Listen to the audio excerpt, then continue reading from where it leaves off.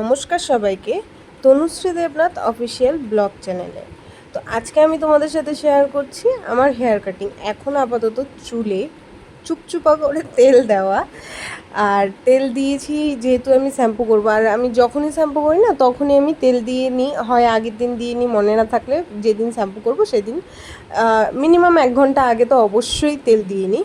তো সেটা গেল পরের কথা। আমি অনেক দিন ধরে ভাবছি যে চুল কাটবো, আমার চুলটা কাটাই হচ্ছিল না। আর আমি কোথাও শুনেছি যে চুল হয় শুক্রবার কাটতে হয়, নয় বুধবার কাটতে হয়। আমার টাইমই হচ্ছে না, এত ব্যস্ত হয়ে আছি যে চুল কাটার জন্য একটা যে টাইম দেবো সেই টাইমটা আমার হচ্ছে না।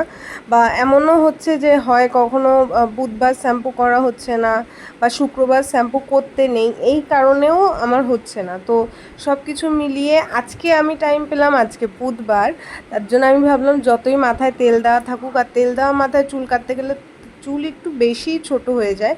আমি ভাবলাম তাতে কি, তাও আমি তেল দেওয়া মাথায় চুল কেটে তারপর শ্যাম্পু করব।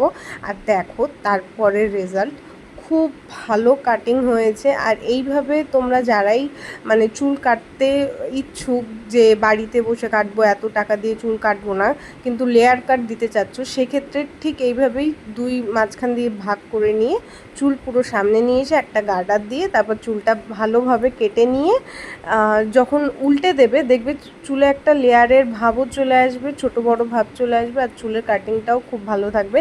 আর আমি বেশিরভাগ টাইমই হেয়ার ড্রায়ার দিয়ে চুল যাতে না শুকাতে হয় সেই চেষ্টাটাই করি। খুব কম হয় এটা বলতে পারো, না হলেও 6 মাস পরে আমি এই হেয়ার ড্রায়ার দিয়ে চুল শুকালাম, জাস্ট তোমাদের দেখাবো বলে যে কীরকম কাটিংটা হয়েছে। সেজন্য আমার কিন্তু খুব খুব ভালো লেগেছে। যদি তোমাদের ভালো লেগে থাকে তোমরাও কিন্তু বাড়িতে ট্রাই করতে পারো। আর বলতে পারো না হলেও 4-5 বছর হয়ে গেছে আমি চুল নিজের হাতেই কাটি, নিজের চুল।